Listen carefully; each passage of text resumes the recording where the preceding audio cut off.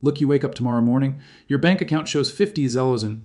You go to buy groceries and your card gets declined. Not because the money's gone, but because the money itself became worthless overnight. Sounds crazy, right? Well, stick with me, because this exact scenario has played out dozens of times throughout history, and right now in 2025, we're watching the same warning signs flash red all over again. Weimar Germany, November 1923. A loaf of bread costs 200 billion marks. Your entire life savings, if you held it in marks, buys absolutely nothing. The bank account that could have scored you a beautiful house in 1918 can't even get you bread in 1923. 5 years. That's all it took for a rock-solid currency to turn into worthless paper. But here's what nobody talks about. Some people made it through.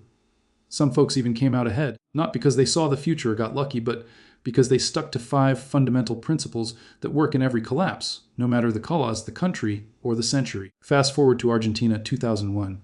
The peso gets frozen, banks slam their doors shut. You can't touch your own money. Then the government does something absolutely wild. They straight up seize dollar accounts and convert them to pesos at a rigged exchange rate. Boom, you lose 66% of your savings overnight. Just gone. But some people survived. Some people kept their wealth intact. They followed the exact same principles people used in Weimar, in Rome, in every collapse throughout history. Now let's talk about America 2025. The national debt sits at 36 trillion and climbing. The dollar has lost 98% of its purchasing power since 1913. The Federal Reserve printed 5 trillion in just 2 years. Listen, I'm not trying to scare you, but the system is following the exact same playbook that came before every currency collapse in history. And when the collapse hits, whether that's in 5 years or 15, these same 5 principles will determine who makes it and who loses everything. So here's what we're going to cover. The 5 financial principles that have survived every collapse in recorded history, why they work when everything else crashes and burns, the specific historical proof for each one, and most importantly, how to put them into action right now before it's too late. Look, understanding this isn't about getting rich or making millions. It's about not losing everything, because in every collapse throughout history, most people lose it all, not because they were dumb or didn't work hard, but because they followed strategies that work perfectly in normal times but fail catastrophically when things hit the fan. These 5 principles worked in Rome. They worked in Weimar. They'll work in America. Before I break down the 5 principles, you need to understand why principles matter way more than tactics, and this is crucial. A tactic is specific advice like buy gold, dump stocks right now. These might work, they might not. It all depends on timing on the specific type of collapse, on 1,000 different variables you can't control. A principle is a fundamental truth that works no matter what happens.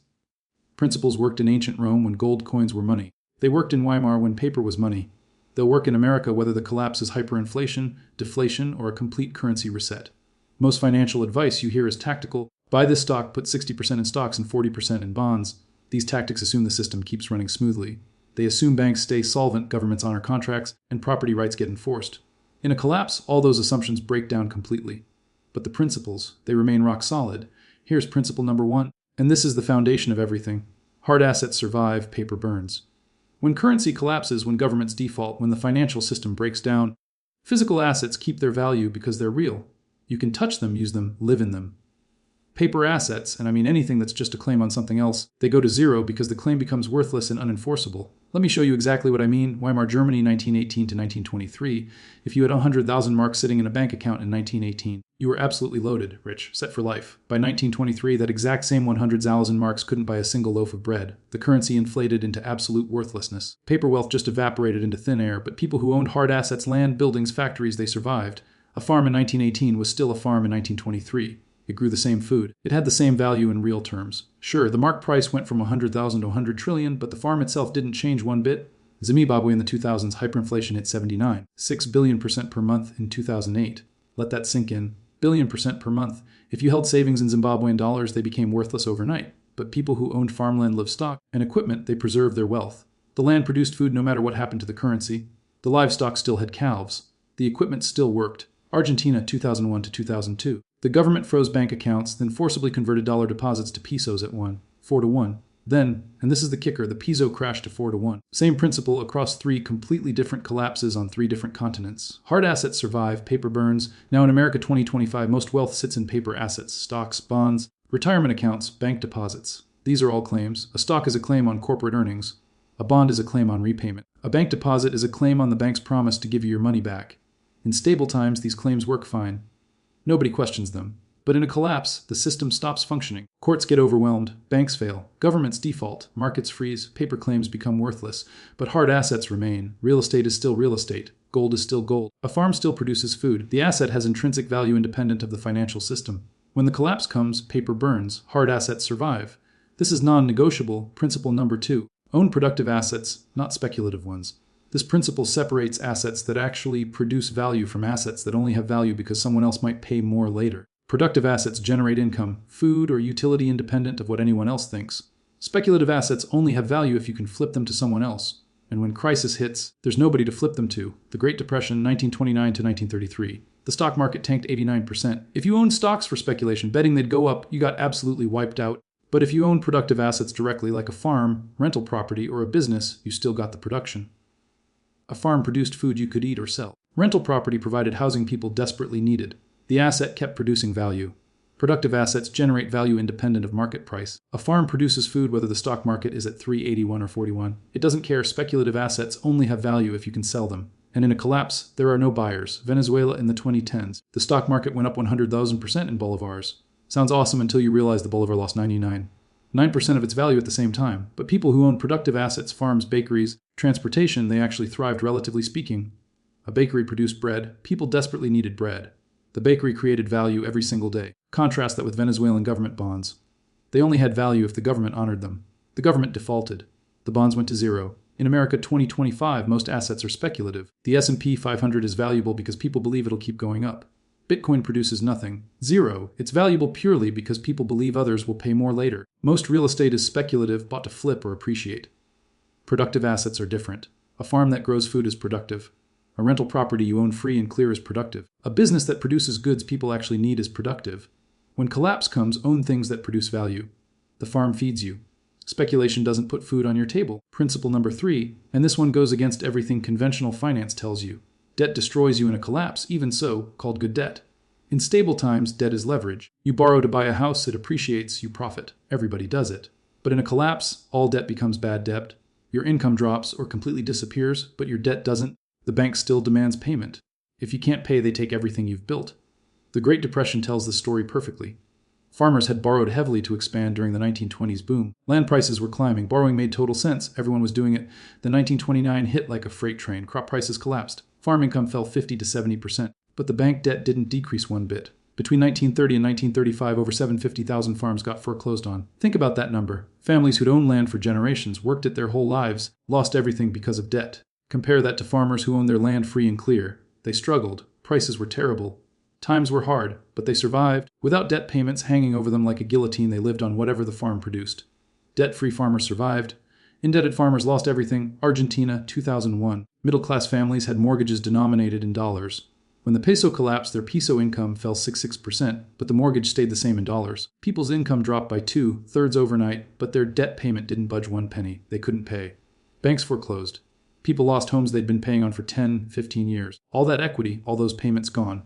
Meanwhile, people who owned homes free and clear kept their homes. Same crisis, same income drop, but no debt meant no foreclosure. Greece in the 2010s. Incomes fell 30 to 40%, pensions got slashed 50%, but people with mortgages still owed the same amount every month. Default rates skyrocketed, debt destroyed them. In America 2025, Americans are sitting on $17 trillion in household debt, $112 trillion in mortgages, $6 trillion in auto loans, $6 trillion in student loans, $1 trillion in credit cards. When the crisis hits, and it will hit, that debt will destroy millions of families. Now, some people argue that inflation actually helps debtors. If you owe $300 and inflation runs at 20%, your debt decreases in real terms, right? This is true, but only if your income keeps up with inflation. But in real collapses, it doesn't. Your salary doesn't double when prices double. The only safe position is zero debt. Own assets free and clear. If you own a house with a mortgage, you don't actually own a house. You own a leveraged bet that house prices stay high and your income stays steady.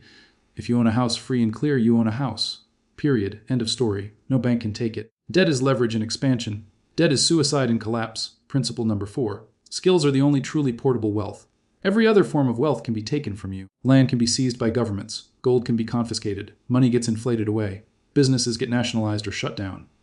But skills stay with you. They're in your brain. They can't be taxed, confiscated, or inflated away. Nobody can take them. The Holocaust shows this in the most brutal way possible. Jewish families owned property, businesses, generational wealth. All of it got confiscated. Everything. But the people who survived often made it because of their skills. Doctors, engineers, craftsmen, tailors. People with skills could work anywhere. They could trade labor for food. They could rebuild in new countries after losing everything. The wealthy merchant who owned massive property but had no practical skills, many didn't make it. The skilled craftsman who owned nothing but knew how to build, make tools, fix things, they survived and rebuilt entire lives from scratch. Soviet Union, 1917 to 1922. The Bolsheviks seized all private property overnight. Every single asset. Aristocrats who owned vast estates worth millions lost everything in a day. But engineers, doctors, skilled workers maintained value. The Soviet state needed them desperately. Their skills gave them leverage even under brutal communism. The aristocrat who owned 10,000 acres but couldn't actually farm or produce anything, many didn't survive. The blacksmith who owned nothing but could make tools and fix equipment, they made it through. Vietnam, 1975. When Saigon fell, millions fled with nothing but the clothes on their backs. They couldn't take property. They couldn't take businesses. They couldn't take bank accounts. The Vietnamese refugees who rebuilt most successfully in America were those with skills. Doctors, engineers, accountants, mechanics. They arrived with literally nothing but their skills. Within a generation, they'd built successful lives and businesses. In America 2025, most wealth sits in financial assets and real estate. These are not portable. If you need to leave your city or your state or your country, you can't take your house with you. You might not even be able to take money if capital controls get implemented, and they will when crisis hits. Skills in your head are the only guaranteed portable wealth. But here's the problem. Most Americans have no practical skills. Can you grow food? Fix machines? Build shelter? Provide medical care? These are valuable skills in every economy, stable or collapsed. Develop skills that produce value independent of complex systems. Skills are the foundation of rebuildable wealth. Everything else can be taken away overnight. Principle number 5. Local trust networks outlast all institutions. When systems collapse, institutions fail across the board. Banks close their doors. Governments lose authority and can't function. Police can't enforce laws. The entire institutional framework that we take for granted breaks down completely. But local networks of trusted relationships, they survive and thrive. Soviet Union collapsed 1991 to 1988. The Soviet government dissolved. The currency became worthless paper. Pensions stopped coming. Supply chains broke down completely. Grocery stores sat empty for months. How did Russians survive? Through local networks. Families shared resources. Neighbors traded goods and services. Communities organized security and shared supplies. The people who survived best weren't the wealthiest on paper. They were people embedded in strong local networks. The isolated individual with money in the bank starved. The connected person with relationships and community thrived. Argentina, 2001. When banks closed and the government became dysfunctional, neighborhood assemblies formed organically. People organized locally to barter, share resources, provide security. These informal networks became more important than the government, more reliable, more functional. People embedded in these networks could trade skills for food, labor for goods, services for services. Lebanon, 2019 to present. The pound lost 90% of its value. Banks closed for extended periods. The government became completely dysfunctional. But Lebanon hasn't descended into total chaos. Why? Because Lebanon is organized around family and religious community networks that have existed for centuries. These networks provide what the government can or won't. Security, resources, economic activity, everything. Think about this. Before modern institutions existed, all economic activity happened through trust networks. You traded with people you knew and trusted. You borrowed from people who knew you'd repay. You did business face to face. Modern institutions let us scale beyond local trust. They're efficient. They're convenient. But when they fail, and they always fail eventually, we go right back to trust networks. In America 2025, most people are institutionally embedded but locally isolated. You've got a bank account but don't know your neighbors' names. You rely on Walmart for food but don't know any local farmers.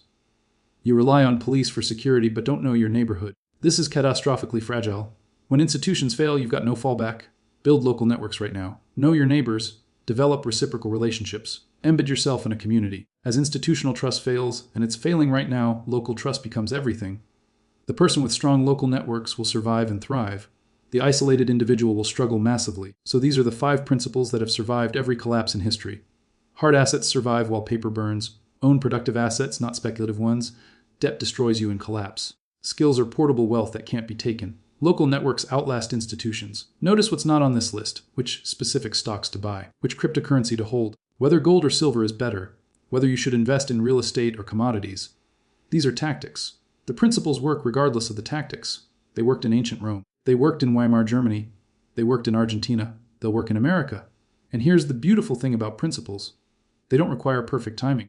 You don't need to know exactly when the collapse comes or what triggers it. You just position according to principles that survive collapse. Own hard assets instead of paper. The collapse could hit in 2030 or 2040. Doesn't matter. Hard assets preserve wealth in both stable times and crisis. You're protected either way. Own productive assets. If the system stays stable, productive assets generate income and cash flow. If it collapses, you've got production and real value. Eliminate debt. In stable times, you've got financial resilience and sleep better at night. In collapse, you survive while debtors lose everything to foreclosure. develop skills. In stable times, skills increase income and career options. In collapse, skills become your only portable wealth. Build local networks.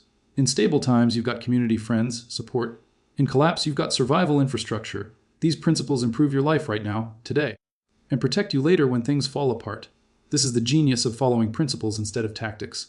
The mistake most people make, and I see this constantly, is waiting for certainty. They want to know exactly when the collapse comes so they can time it perfectly. But collapses don't announce themselves. They don't send you an email warning. By the time it's completely obvious to everyone, it's way too late. The grocery stores are empty. The banks are closed. Your money is worthless. The genius of following principles is they don't require prediction. You position according to what survives collapse, and you're protected regardless of timing. These 5 principles are ancient. They've survived 3,000 years of human history because they're true in every economic system that's ever existed. Roman Empire, medieval Europe, Industrial Revolution, modern America. The principles don't change because human nature doesn't change and mathematics doesn't change. When debt exceeds the ability to pay, collapse follows. It's mathematical. When currency gets debased beyond a certain point, paper wealth evaporates. When institutions fail, local networks matter. These aren't predictions or guesses. They're patterns that have repeated hundreds of times throughout recorded history. The American collapse will follow the same patterns. The specific tactics that work this time will be unique to our situation, our technology, our specific economy. But the principles remain identical. Hard assets survive. Productive assets generate value. Debt destroys. Skills are portable. Local networks outlast institutions. Position according to these principles right now, today, and you survive what's coming. Ignore them and follow trendy tactics, and you're gambling that you can time the collapse perfectly. That's a bet most people lose. If this showed you that principles matter more than tactics, that the same 5 principles have survived every collapse in history, and that you can position right now without needing to predict exact timing, hit that subscribe button because the next video will show you the specific tactics that align with these principles in 2025 America. Which hard assets make sense in a digital economy? Which productive assets generate value in modern markets? How to eliminate debt strategically without destroying your lifestyle? Which skills are most valuable in both stable times and collapse? And how to build local networks in an isolated society where nobody knows their neighbors. The principles tell you what to do. The tactics tell you how to do it. These 5 principles worked in Rome, in Weimar, in Argentina, in every collapse throughout history. They'll work in America. The only question is whether you'll follow them before the window closes, or whether you'll wish you had after it's too late. Don't be that person. Start today.